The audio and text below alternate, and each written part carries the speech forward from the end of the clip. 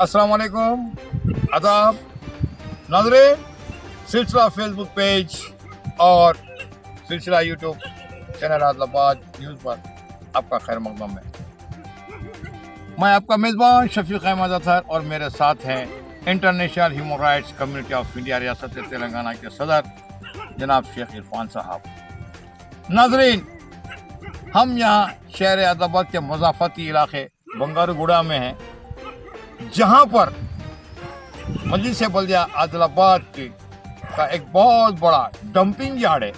यानी कचरे को लाकर यहाँ इकट्ठे किया जाता है, जमा किया जाता है।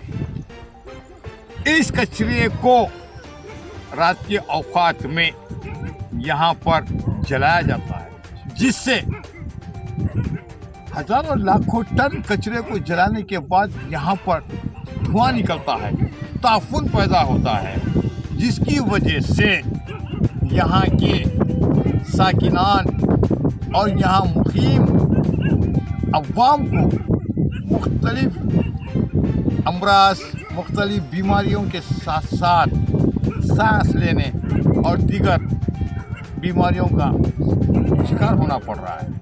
ख़ास तौर पर इस पोल्यूशन की वजह से, धुएं की वजह से मासूम बच्चों की भी सेहत मुतासिर होती है। तो यहाँ अहलिया ने बंगारूगुड़ा का ये डिमांड है, ये मुतालिबा है किनसे कि महकमे बल्दिया के अंदर जो शोबा है पब्लिक हेल्थ वो एक, और दूसरा पोल्यूशन कंट्रोल ऑफ बोर्ड, ये दोनों की तालमेल से इस डंपिंग यार्ड को यहाँ बंगारूगुड़े से हटाकर और एक 5-10 किलोमीटर दूर कहीं और इलाके में अगर वहाँ लेकर चले जाएं और वहाँ पर डंपिंग यार्ड कायम करें तो बेहतर होगा।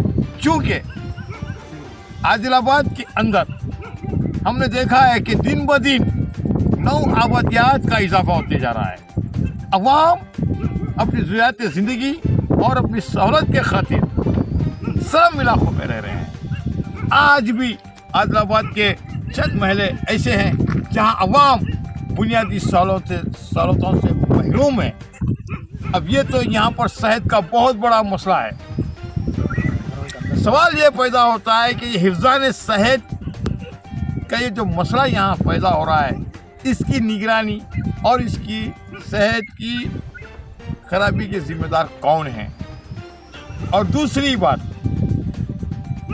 जिला कलेक्टर और ज़िला हुकाम और अरबाब मजाज से भी ये दर्दमंदाना अपील की जाती है कि वो इस तरफ अपनी तवज्जो मबज़ूल करते हुए इस बंगारूगुड़े में वाक़े डंपिंग यार्ड को यहाँ से कहीं दूर 5-10 किलोमीटर दूर के फासले पर लेके चले जाए, वहाँ कायम करें तो बेहतर होगा। और आप ये आवाज़ सुन रहे हैं, आप यहाँ आवारा और जंगली कुत्तों की बहुतात है। यहाँ रात देर गए सैकड़ों की तादाद में कुत्ते नजर आते हैं। देखिए आप, हर हुकूमत की अव्वली जिम्मेदारी होती है कि वो शहरियों की हिफ्ज़ान सेहत हिफाजत के साथ साथ उन्हें तमाम तर बुनियादी सहूलतें वहाँ पहुँचाई जाए। अब देखिए, हमारे सिलसिला फेसबुक पेज और यूट्यूब चैनल के साथ इस महले बंगारूगुड़े के दो खदीम साकिनान हमारे साथ हैं जो अरसे दराज से यहाँ मुकीम हैं।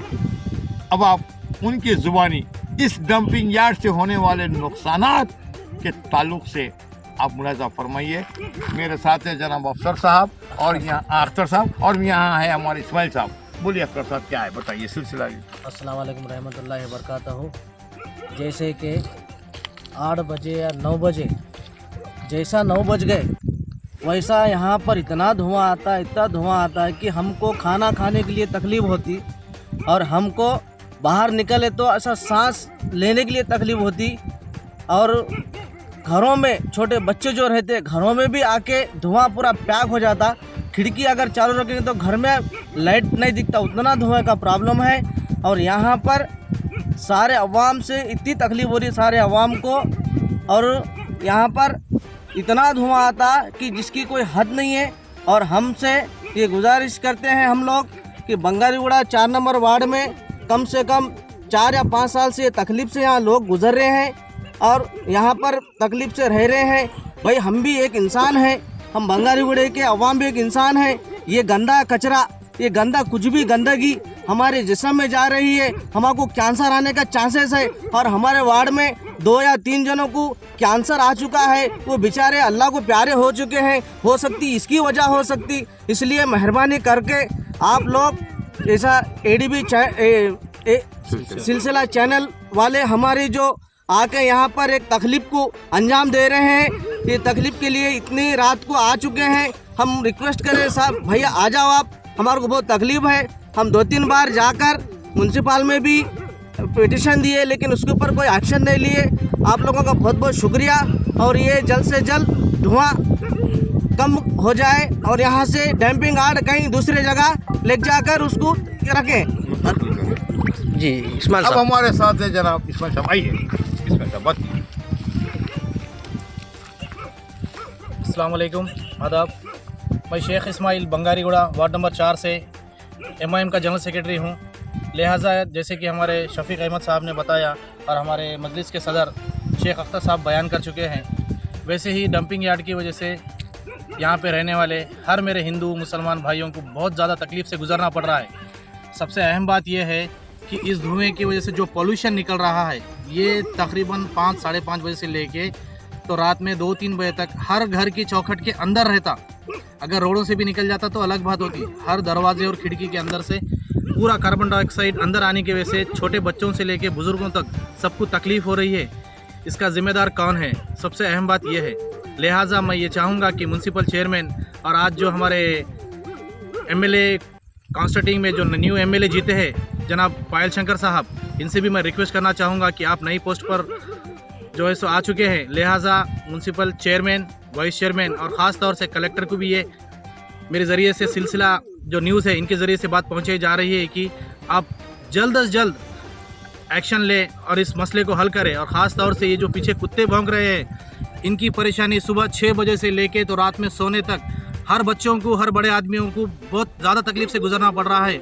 और आने जाने वाले जो बंगारीगुड़े का मेन रोड है उस पर हर वार्ड का, हर विलेज का आदमी जो भी गाड़ी से जा रहा है, हर शख्स के मोटरसाइकिल के सामने से ये कुत्ते गुजरते हैं, जिसकी वजह से एक्सीडेंट होने के चांसेस और ज़्यादा हो गए।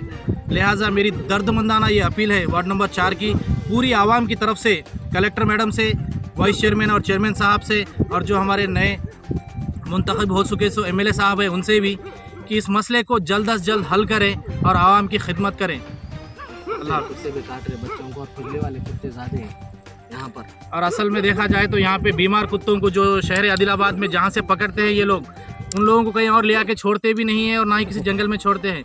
इन सारे कुत्तों को, इन बीमारी जो लगे सो जानवर है, इन लोगों को बंगारीगुड़ा लाकर यहाँ पे जो डंपिंग यार्ड है यहाँ पर छोड़ दिया जाता है, जिसकी वजह से इनकी बीमारियाँ एक दूसरे में कुत्तों में गुजरती है, जिससे कि बीमारी और ज़्यादा फैल जाती है।